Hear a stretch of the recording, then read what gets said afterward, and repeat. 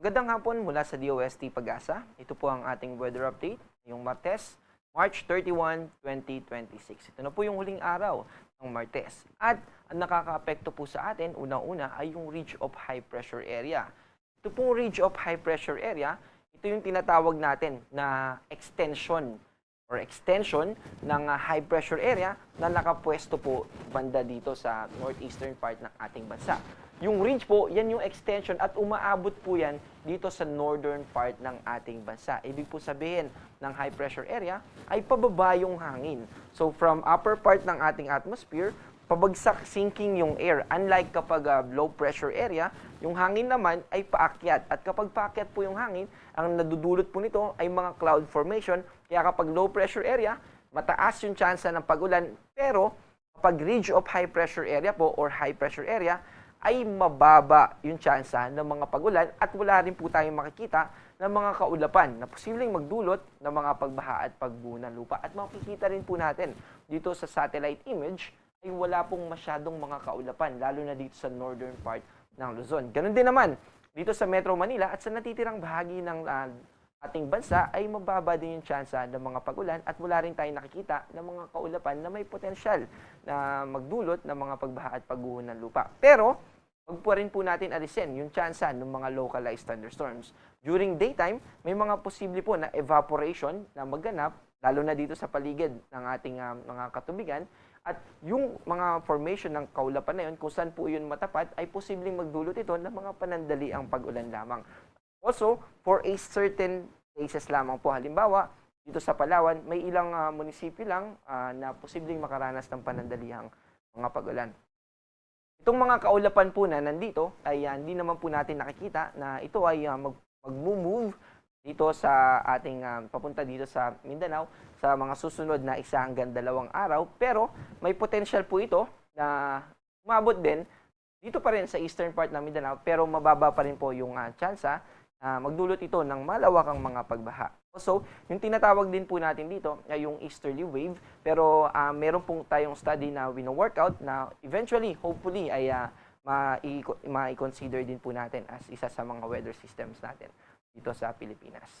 Also, para naman sa magiging lagay ng ating panahon bukas, magpapatuloy pa rin yung ridge of high pressure area.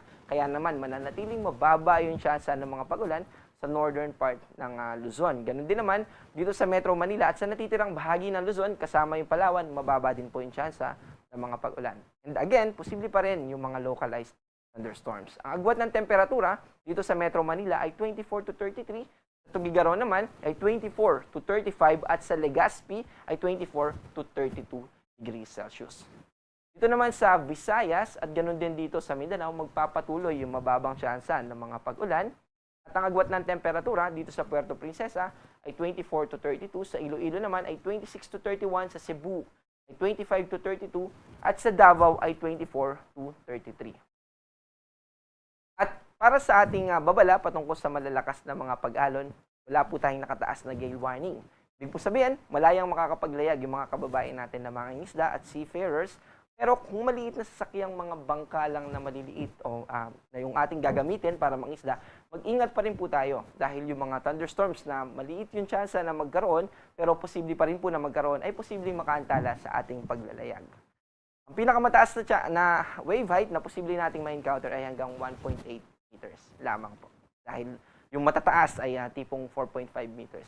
Para naman sa magiging lagay ng ating panahon sa susunod na 3 araw, simula sa Huwebes hanggang weekends, hanggang Saturday. Dito po sa Metro Manila, sa Baguio, sa Legazpi, overall, throughout Luzon ay mababa pa rin po yung tsansa ng mga pag-ulan hanggang sa Sabado. At yung temperatura natin, kung ano po yung nararanasan natin ngayon, most likely ganito rin po yung mararanasan natin sa mga susunod na araw.